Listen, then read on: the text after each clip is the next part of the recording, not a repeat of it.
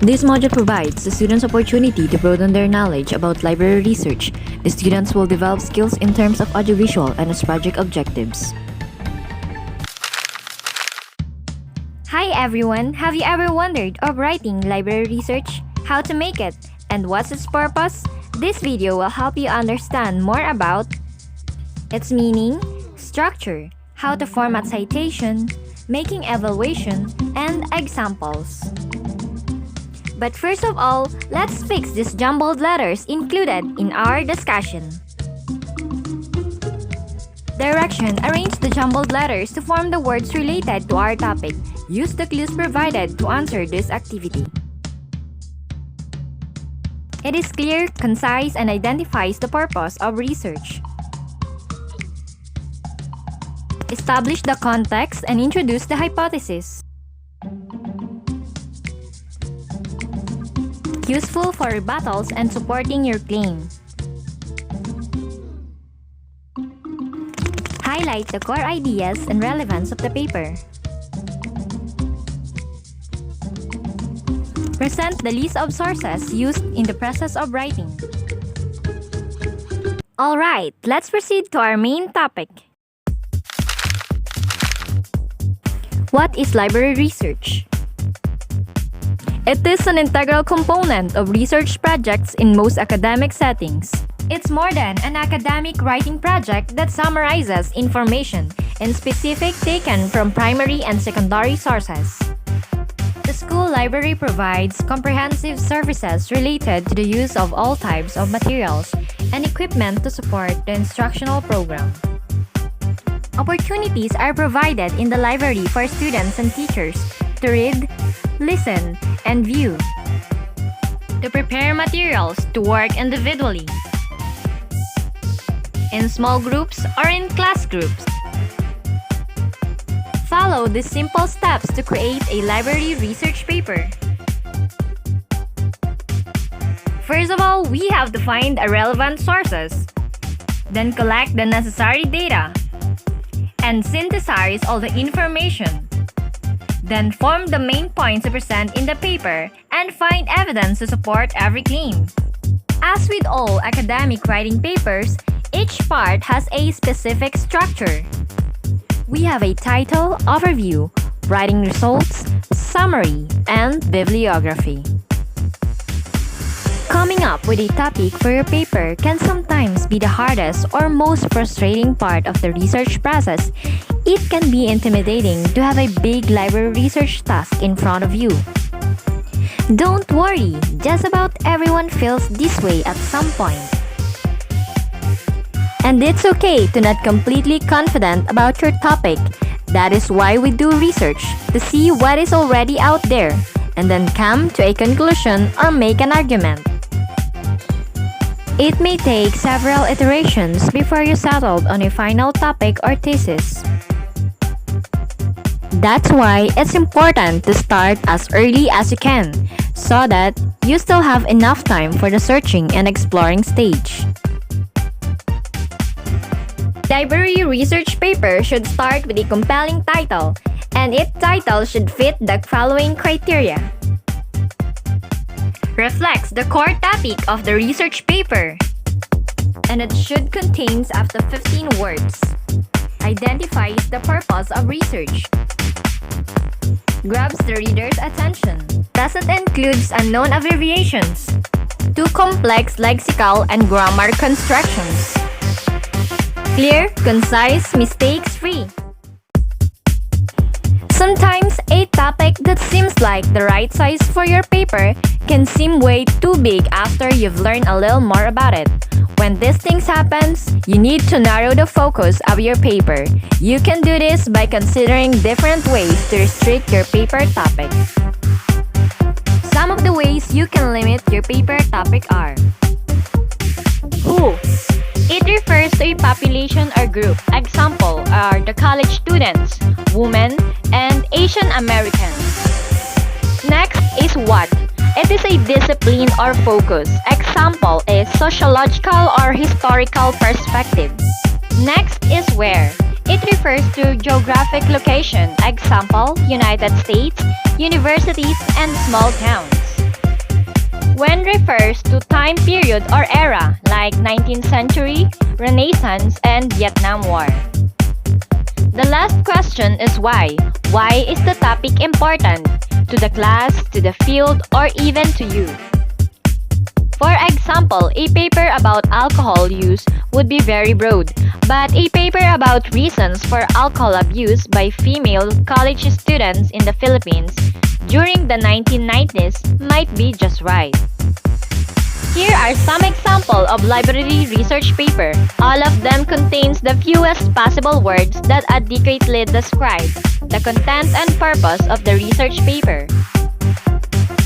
Number 1 example, the influence of different types of advertising on children and adults. Number 2, the impact of rapid digitalization on modern art and music. And number 3 is about 21st century's overview. Sometimes you will find that your topic is too narrow. There is not enough published on your topic. When this happens, you can try to broaden your topic. There are a couple of strategies you can try. One strategy is to choose less specific terms for your search, and other one is broadening your topic by changing or removing limits or filters from your topic. The who question refers to population or group. Instead of college students, choose a broader section of the population. Next is what. It refers to a discipline or focus. Instead of choosing a sociological perspective, look at a number of perspectives. Where refers to geographic location. Instead of Cebu, choose Philippines. When refers to time period or era.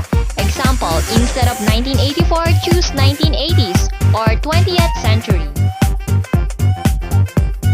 For example, a paper about alcohol use by college students at the University of Philippines in 1984 might be too narrow of a focus, but a paper about alcohol use by college students in the 1980s might be just right. Exercise number 2. Let's recall. Direction. Arrange the sentences below according to the steps provided in making library research.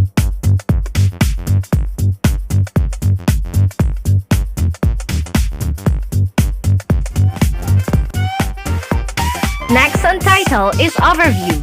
Here you have to use secondary literature to provide a general background. An overview helps the author to establish the context and to introduce the hypothesis.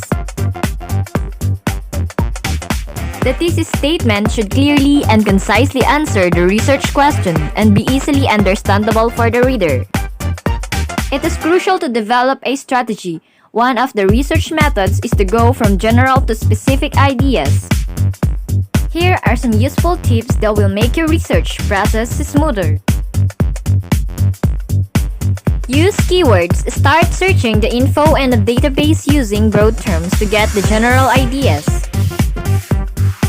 Then narrow it down by inserting more specific keywords into the search tool to find clear examples, essential studies, and statistics. Start with broad context. First, present the general knowledge of your field of study, then go to more specific facts, details, and examples. Overall, your reader is supposed to dive into your topic gradually. Check multiple databases. Don't forget that there are plenty of them and you can examine several. It's always possible to find enough information.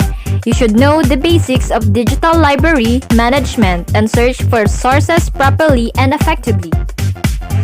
Take a look at our example of library research hypothesis. Overall, by the end of your overview, the reader should know two things: the background of the issue you are going to investigate and your hypothesis. The next step is the presentation of the recent results. Follow these tips to get credible sources. Find books through the catalog. Use citation to find it quickly. Use scholarly databases to find journals and peer-reviewed articles. If you need news or magazine articles, go to the online newspaper or magazine edition. For dictionaries and encyclopedias, search in reference source databases. The evaluation of the sources is another crucial part of research paper writing. The 5 W's of information evaluation. Number 1 is who is the author of the source? Are they an expert? Next is what is the purpose of the information source? Then we have when did it originate and it has been updated? Then we have where can I verify the information and why would you use this information instead of another source? Please. The last element of your paper is the summary. In this part, you need to summarize your arguments and make a clear conclusion regarding your findings. See some insightful tips. Connect the last paragraph to your introduction. The summary starts with a well-paraphrased thesis statement. It should highlight all the keywords and the core idea of the paper. Motivate your readers. In your summary, you can also cause your readers to investigate your issue further, suggest new ways of thinking, expand their horizons, and make them interested in your field of study. Prove the significance of your work. Explain why your ideas are relevant and how they can help the readers. Take a look at our example of library research summarizing sentences to have a clear understanding of how a conclusion looks like.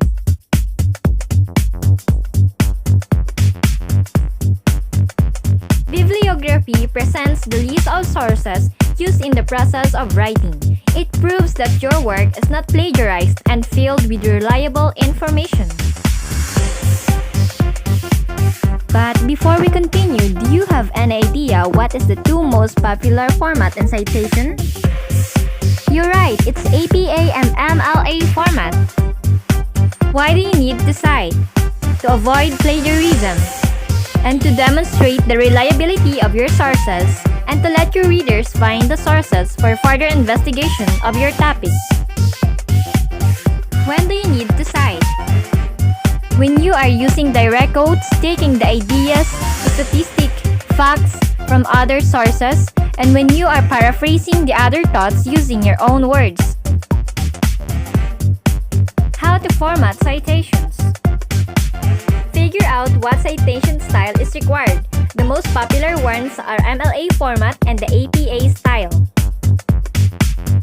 Investigate the aspects of the required citation style. If you are unsure about something, ask your instructor or find a formatting manual.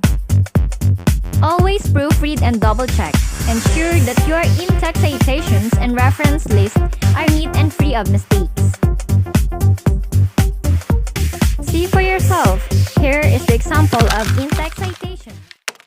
Let's answer exercise number 3, check your knowledge. Direction. Organize citation sequences based on APA format.